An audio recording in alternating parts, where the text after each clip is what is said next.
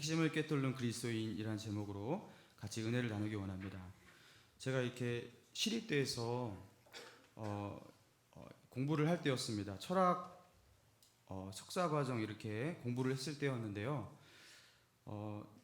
영어로 된 영문으로 된 이제 철학 논문을 가지고 텍스트를 삼아서 이렇게 공부를 하는데 교수님이 미리 이것을 영문 논문을 이렇게 복사해서 나눠주셨어요. 영어로 되어 있으니까 미리 예습을 하지 않으면 이제 따라가기 힘드니까 예습해 오라고 나눠주신 것이었습니다.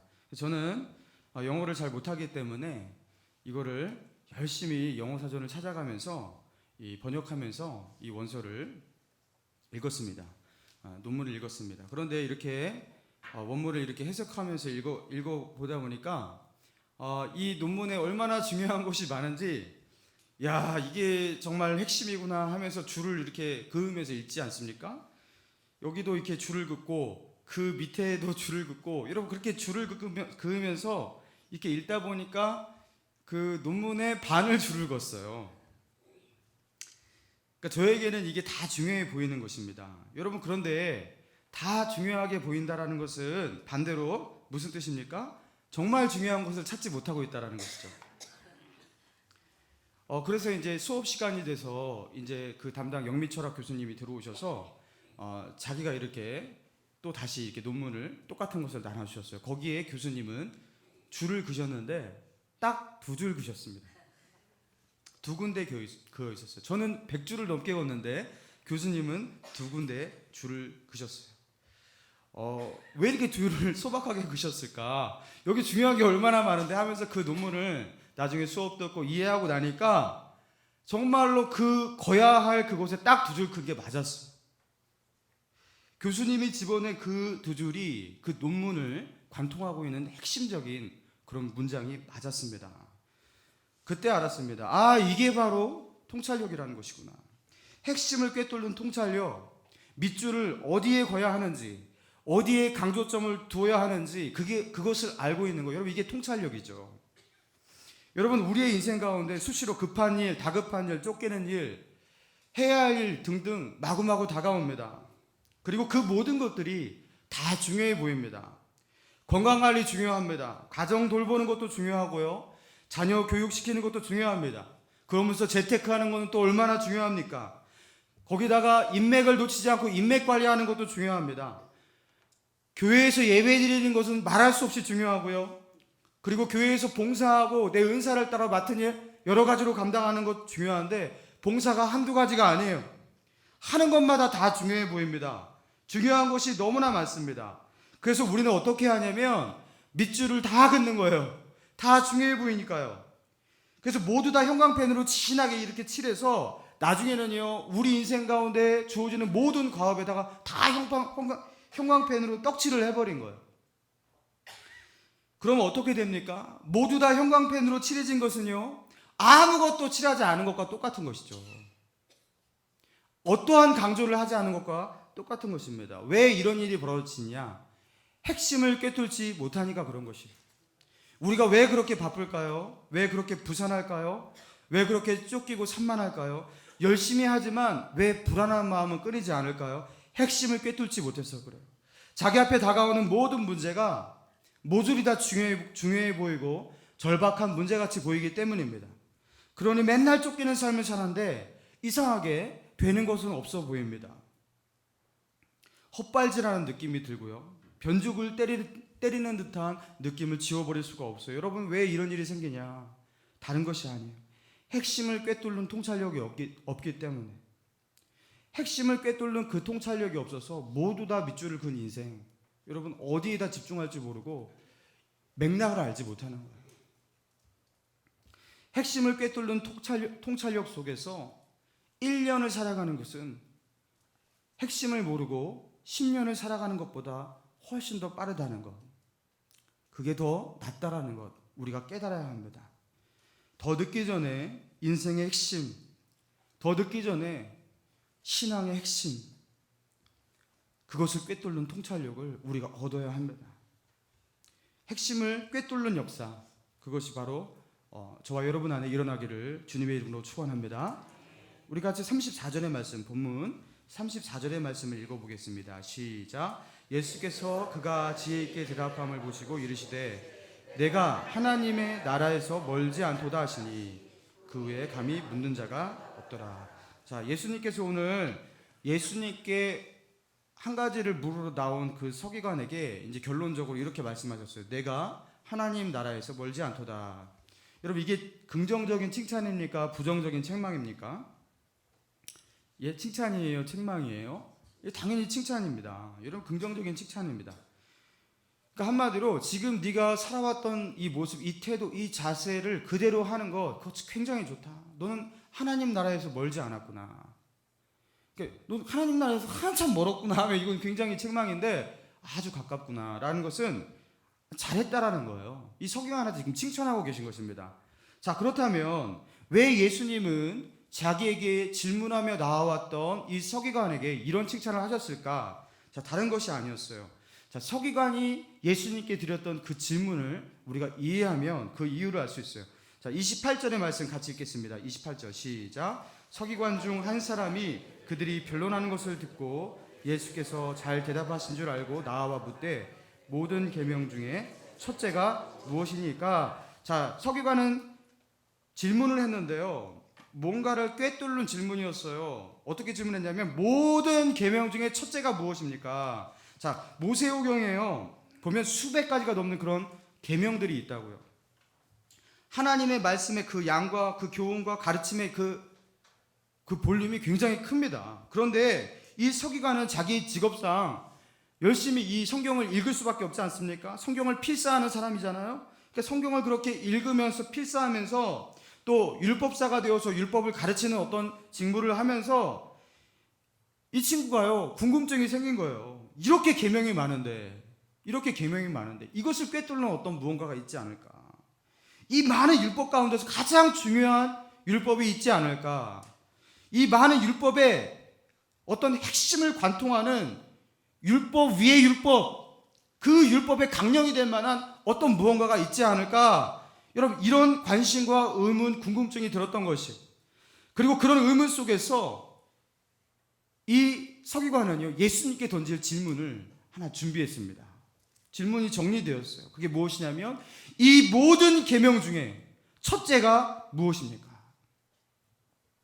그리고 이 질문 앞에 예수님은 명쾌하게 대답하시는 거예요. 그게 이제 우리가 잘 아는 그 유명한 말씀이 29절, 30절, 31절입니다. 자, 읽겠습니다. 시작. 예수께서 대답하시되 첫째는 이것이니 이스라엘아 들으라. 주 곧 우리 하나님은 유일한 주시라. 내 마음을 다하고 목숨을 다하고 뜻을 다하고 힘을 다하여 주 너의 하나님을 사랑하라 하신 것이요.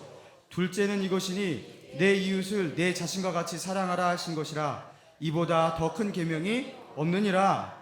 여러분, 모세를 통해서 주신 이 창세기, 출애굽기, 레위기, 민수기, 신명기, 모세오경에 기록된 이 율법 중에서 하지 말라, 여러분, 하지 말라라고 끝난 율법이 총 365개래요. 365일이잖아요. 365개가 하지 말라라는 계명이래요. 그리고 무엇을 하라라는 그 율법의 계명이 248개라고 합니다. 그래서 10계명을 포함한 율법은 총 613개로 정리될 수가 있다고 합니다. 그럼 이렇게 하나님께서 직접 주신 613개의 율법 모두 다 중요해 보이는데요. 근데 서기관은 그 중에 첫째가 무엇인지, 이게 너무나 많으니까 내가 어떤 것을 붙들고 내 마음에 새기고 살아가야 되는지 그것을 붙들기 위해서 예수님께 물었던 것, 핵심을 꿰뚫기 원해서 질문 하나를 준비했던 것이, 그러니까 예수님께서 613개의 율법을 총 정리할 수 있는 정말로 핵심이 되는 두 가지를 말씀하셔서 두 개에다가 밑줄을 쫙 그어주셨어요.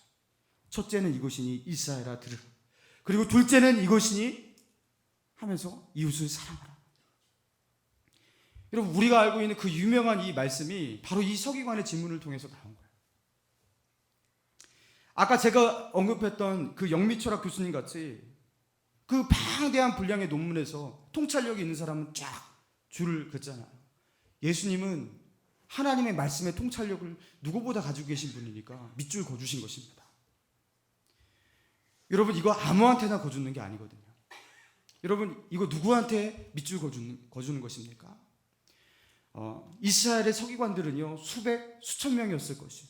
그러나 예수님께서 이렇게 밑줄 과외를 받은 서기관은요, 이 친구 한 명이었습니다. 왜입니까? 이 친구는 질문이 있었어요. 여러분, 바로 이게 질문의 힘이에요. 2000년 전 예수님이 살았을 적에 수많은 사람들이 예수님 곁을 지나갔고 예수님께 말을 걸어올 수 있는 수많은 기회가 있었지만 누구나 다 핵심을 꿰뚫는 통찰력을 얻었던 게 아니에요. 누구에게나 예수님께서 이렇게 핵심을 두 가지로 말씀해 주시고 정리해 주신 게 아닙니다. 누구에게 말씀하신 것입니까? 여러분, 질문을 준비한 사람에게 이 통찰력을 주셨던 것이, 무엇으로 영적인 통찰력을 붙잡냐면요, 질문으로 붙잡는 것입니다. 여러분, 우리가 우리의 능력과 지혜로 이 복잡한 인생의 핵심을 간파해낼 수가 없어요. 나의 힘으로 나의 문제의 핵심을 간파해낼 수가 없어요. 꿰뚫을 수가 없어요. 그리고 믿음이 무엇인지, 나의 소명이 무엇인지, 내 인생의 사명이 무엇인지, 어떻게 사는 것이 하나님이 기뻐하시는 삶인 것인지 우리의 자력으로 이것들을 파악해내기는요, 우리의 통찰력이 너무나 부족하다고요. 제가 그렇게 논문을 읽어가면서 그냥 아무데나 줄그면서 다 중요해 보이듯이 우리는 이거요 파악해내기가 힘들다고요. 그래서 우리에게 필요한 것이 무엇이냐면, 우리는 그것을 통찰하지 못하지만 이 모든 것을 통찰하고 계신 예수님께 나아가 구하는 것, 질문하는 것이, 이 모든 문제와 현안에 대한 통찰력을 가지고 계신, 우리 인생의 문제에 대한 핵심을 알고 계신 예수님께 나아가 주여, 이 문제의 핵심이 무엇입니까? 우리가 질문해야 된다는, 핵심을 꿰뚫게 만드는 질문, 인생을 달관케 하는 질문, 우리가 주님 앞에 그 질문 하나 던질 수 있다면 우리는 반드시 달라질 줄로 믿습니다. 정말 우리가요, 다들 이렇게 서울대를 갈 뻔하신 분들인데 점수가 살짝 모자라서 서울대를 못 가신 분들 아니겠습니까? 고등학교 때 공부를 할 때 핵심을 잘 못 잡아갖고 어디다 밑줄을 그어야 될지, 교과서에다가 밑줄 잘 그어야 되는데 그 긋는 거를 잘 못해갖고 국사책에다가 다 그냥 밑줄 그어놓고서 외우다가 결국에 서울대보다 조금 못한 데 가서 어중간하게, 이렇게 서울대나 하버드가 아니면 다 어중간한 대학인 줄로 압니다.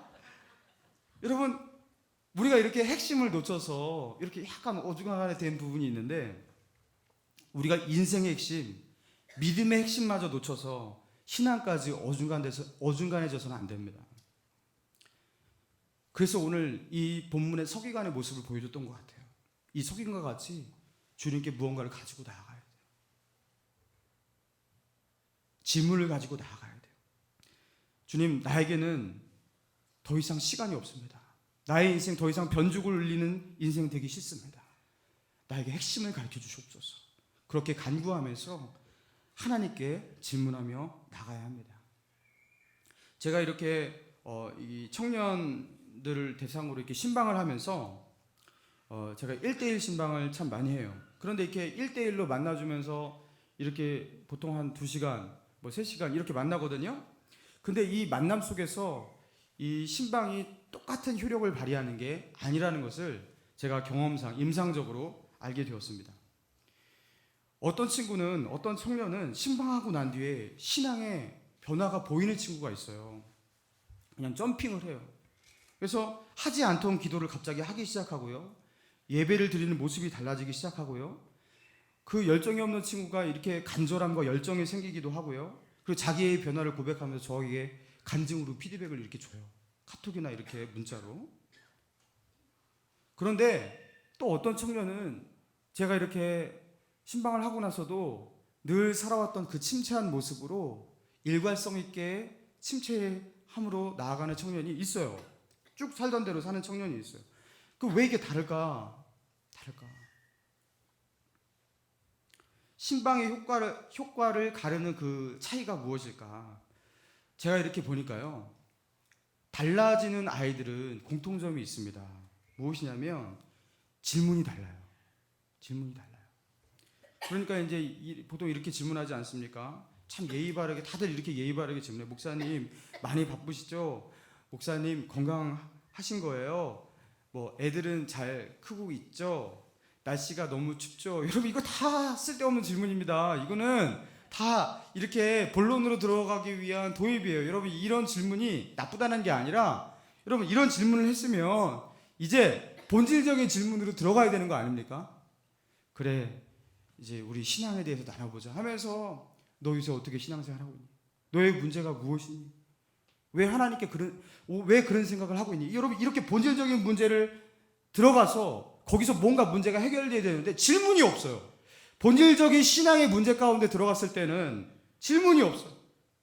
자기의 어떤 인생을 다르게 만드는, 바꾸게 만드는 그 핵심적인 질문이 준비되어 있지가 않아요. 그러니까 질문이 없는 사람한테는요, 줄 게 없습니다. 요구하고 바라는 것이 없는 사람한테 뭘 대답해 주겠습니까? 그냥 뭔가 제가 들어가려고 하면요, 자기 방어 기제 탁 마음을 닫는다든가, 뭐 너무 심각하게 지금 뭐 그런 거 얘기하고 이런다든가 이렇게 하고요, 질문이 없어요. 그러면서 좀 무의미하게 신방이 끝날 때도 있습니다. 여러분 오늘의 본문 이 서기관의 모습을 보자라는 거예요. 그 당시 예수님을 만난 수많은 서기관 중에서 이 서기관이 왜 성경에 기록되었냐? 그는 예수님 앞에 할 수 있는 어떤 질문이 준비되어 있었어요. 그래서 예수님 만나는 아주 짧은 시간이었지만 그 짧은 시간이 그의 인생 가운데 너무나 복된 시간이 되어버렸어요. 그리고 그의 질문을 통해서 우리도 복되어서 이렇게 정말 핵심이 무엇인지 알게 되었지 않습니까? 여러분 예수님이 우리 앞에 계셔도 우리가 주님께 드릴 질문이 없다면 그냥 예수님은 지나가 버리시는 겁니다. 저희 집의 첫째 아이가 참 질문이 많은 아이예요. 이제 질문이 한참 폭발할 나이기 때문에 당연히 많습니다. 그냥 하루에 쏟아내는 질문이 100개 정도 되는 것 같아요. 그냥 막 운전을 할 때도 근데 아빠 하면서 저거 뭐예요 하면서 질문을 하는데 내비게이션의 그 인도를 따라갈 수 없을 정도로 막 머리가 복잡할 정도로 질문이 연타로 막 들어와요. 여러분 그렇게 질문을 많이 하는데 2년 전인가 제가 그런 기억이 있습니다. 그 정현이 엄마가, 제 아내가 저에게 그런 이야기를 해줬어요. 하루는 정현이가 엄마에게 이런 질문을 했다고 합니다. 제가 이렇게 교회를 많이 왔다 갔다 하지 않습니까? 그리고 자기한테 놀아주는 시간이 비교적 줄어드는 느낌이 있었을 거 아니에요. 그러니까 정현이가 이렇게 물어봤나 봐요. 질문을 했어요, 엄마에게. 아빠는 아빠는 왜 교회를 많이 가? 그랬대요. 그러니까 제 아내가 이렇게 대답했습니다. 아빠는 교회에 일하러 가는 거야. 그렇게 대답했어요. 그러니까 정현이가 다시 물었다고 합니다. 아빠는 왜 교회에서 일해? 그러니까 아이 엄마가 이제 잠시 생각에 잠기다가 이걸 어떻게 설명해야 되는지 너무나 구체적으로 설명하기 너무나 버겁고 그래서 귀찮으니까 또 얘가 너무나 질문을 많이 하니까 이렇게 대답하고 쉽게 대답했다고 합니다. 돈 벌어야 되잖아. 그러니까 정현이가 물었다고 합니다. 왜 돈을 버는데? 그러니까 아이 엄마가 대답하는 거예요. 이게 이제 난처해지기 시작한 거죠. 돈을 벌어야지 밥도 먹고 정현이 장난감도 사주고 그러지. 그러니까 정현이가 다시 묻습니다. 그럼 아빠는 정현이 장난감 많이 사주려고 교회 가는 거야? 이때부터 엄마는 매우 당황해지기 시작하지만 떨리는 목소리로 간신히 이렇게 마무리합니다. 그렇다고도 볼 수 있지. 그러면서 정현이가 혼잣말로 이렇게 결론을 내렸다고 해요. 그럼 아빠가 교회 많이 갈수록 좋은 거네. 여러분 이게 바로 우리 아이들을 교육하는 대한민국 교육의 현주소입니다. 배가 산으로 가는 교육. 여러분 오히려 아이들은요 핵심을 꿰뚫는 질문을 우리에게 던져요. 근데 우리가 시원하게 대답해 주지 못해요. 얼렁뚱땅 대답하다가 감당할 수 없는 결론이 나오기도 하고요. 또 잘 대답해 주려고 하지만 어쩔 때는 나도 모르는 질문을 해서 당황스러워서 얼버무릴 때도 있습니다. 여러분 사람의 대답, 인간의 대답은요 얼렁뚱땅일 때 많아요. 그리고 핵심이 없이 변죽을 울리는 그런 답변도 참으로 많습니다. 여러분 그러나 우리 주님은 그렇지 않아요. 우리가 하나님께 질문 가지고 나아갈 때 주님은 변죽을 울리지 않습니다. 얼렁뚱땅 넘어가지 않습니다. 우리가 원하는 것 정확하게 대답하실 수 있는 분이에요. 그래서 주님은 우리에게 말씀하십니다. 예레미야서 33장 3절에 너는 내게 부르짖으라. 내가 내게 응답하겠고 내가 알지 못하는 크고 비밀한 일을 너에게 보이리라. 우리가 부르짖으면 응답하시겠다. 그게 우리의 기대에 밑도는 그런 응답과 그런 대답과 그런 답변이 아니라 우리의 기대 이상의 것으로 크고 비밀한 것을 너에게 정확하게 알려주겠다고 그렇게 말씀하십니다. 그리고 누가복음 11장 9절에 우리 주 예수님은 우리에게 말씀하셨어요. 내가 또 너에게 이르노니 구하라 그러면 너에게 주실 것이요, 찾으라 그러면 찾아낼 것이요, 문을 두드리라 그러면 너에게 열릴 것이니 구하는 이마다 받을 것이요, 찾는 이는 찾아낼 것이요, 두드리는 이에게 열릴 것이니라. 주님은 약속하셨어요. 구하면 받는다, 찾으면 찾아낸다, 두드리는 사람은 반드시 열게 된다. 결국 우리가 우리 인생의 핵심을 모르고 신앙의 답변을 듣지 못하고 살아가는 그 이유는, 우리가 핵심을 찾지 못하고 핵심을 꿰뚫지 못하는 이유는 하나님에게 문제가 있는 것이 아니라 우리에게 문제가 있다는 것이요. 그분을 우리가 진지하게 물으면서 구하고 두드리고 찾으면서 나아갈 때 얼렁뚱땅 넘어가지 않겠다고, 반드시 구하는 자에게는 주고 찾는 자에게는 찾게 만들고 두드리는 사람에게는 그 문이 열리게 만들겠다고 말씀하셨어요. 여러분, 누구에게 문제가 있습니까? 하나님께 나아갈 때 질문 없고 구하는 것 없고 바라는 것 없는 우리의 문제 아니겠습니까? 여러분, 우리가 새생명 축제를 앞두고 있는데요, 우리가 새생명 축제 앞에서 이렇게 영적인 부담이 큽니다. 저도 부담이 커졌습니다. 제가 이렇게 얼마나 이렇게 교역자로 살면서 관계가 좁았는지, 제가 얼마나 교회와 집만 왔다 갔다 했는지를 태신자 작정하는 순간에 깨달았어요. 와, 나는 교회하고 집에서만 살았구나. 이렇게 살지 말라고 청년들한테 말했는데 내가 그렇게 살았구나. 여러분, 예수 믿은 지 오래되신 분, 여러분 교회 안에서 충분히 사랑을 나누면서 주고받을 사람들, 그리고 더 이상의 인맥을 필요하지 않을 만큼 충분한 인맥도 이 교회 안에 있습니다. 여러분, 그 세상 불신자들과 교분을 딱히 이렇게 막 적극적으로 형성해 나가야 될 그런 필요들이 우리 안에 사실 교회 다닐수록 그렇게 많이 없어져요. 우리는 그러지 않습니까? 가능하면 믿는 사람이 운영하는 식당에 가서 밥도 먹고요, 믿는 사람이 운영하는 미용실에 가서 머리도 깎고요, 그리고 슈퍼도 믿는 집사님이 운영하는 슈퍼에 가서 물건도 사고요, 그리고 소풍 갈 때도 같이 믿음 생활하는 권사님, 집사님하고 같이 소풍도 가고요. 여러분, 불신자가 왜 필요합니까? 우리에게는요, 불신자들과 관계를 형성해야 될 이유가 사실은요 별로 없어져요. 점점 신앙생활 할수록. 그리고 우리 신일교회가 막 1000여 명 이렇게 되는데, 이렇게 여기도 사람 많은데, 여러분 여기 이렇게 오면 행복한데 우리가 우리와 신앙적 공감대를 같이 할 수 없는, 그렇죠? 가치관이 틀린 그 사람들과 관계를 맺고 친해지고 사랑을 나눠야 될 그 이유를 점점 상실해 간다고요. 여러분, 그래서 자연스럽게 그냥 살면요 사실 관계가 없어지는 거죠. 불신자들과 연결되는 고리가 점점점 없어지는 것입니다. 여러분, 그래서요 전도를 할 때 이게 보통 번거로운 일이 아닌 것이에요. 전도라는 것은 전도해야 할 이유를 정확하게 찾고서 마음 가운데 정말로 전도를 하기 위해서 내가 관계를 맺어야 된다, 불신자들에게 나아가야 된다, 이 이유를 그렇게 나아가야 될 만큼 그 이유를 정확하게 찾지 않으면 여러분 못하는 게 전도이죠. 될 수가 없습니다. 여러분, 그래서요 우리가 주님께 물어야 한다는 것이죠. 전도에 대한 동기부여가 안 되는 사람, 여러분 우리가 주님께 좀 물어야 되지 않겠습니까? 이 서기관과 같이 나아야 되지 않겠습니까? 주여, 내가 왜 전도를 해야 됩니까? 내가 왜 지금도 이렇게 행복하게 잘 사는데 불신자하고 이렇게 어울려야 되고 그들과 관계를 형성해야 됩니까? 좀 이성적으로는 알겠는데 마음에서 설득이 잘 안 되네요. 저에게 좀 밑줄을 하나 넣어주세요. 여러분, 이렇게 질문하며 나아갈 때 내가 그동안 다 말한 거예요. 답이 있어. 나는 묵비권을 행사한다 하면서 주님께서 말 안 하시겠냐고요. 여러분, 주님은요 그 질문을 기다리고 계셔서 우리에게 말씀하실 것입니다. 할렐루야. 여러분, 이런 질문은요 주님께서 기다리신다고요. 내가 지금껏 살아왔던 인생 너무나 낭비했습니다. 핵심을 모르고 살아왔습니다. 이제는 내게 주어진 이 시간 정말로 주님이 주신 그 소명 가지고, 사명감 가지고 내가 이렇게 좀 알차게 살아보고 싶은데, 주여, 내가 어떻게 살아야 되는지, 남은 여생 내가 뭘 하길 원하시는지 주님 좀 간결하게 명료하게 나로 하여금 깨닫게 해주십시오. 여러분 이렇게 구할 때 주님께서 이 서기관에게 이렇게 밑줄 그듯이 우리에게 안 그어주시겠습니까? 하나님은 분명히 우리에게 말씀하실 거라고요.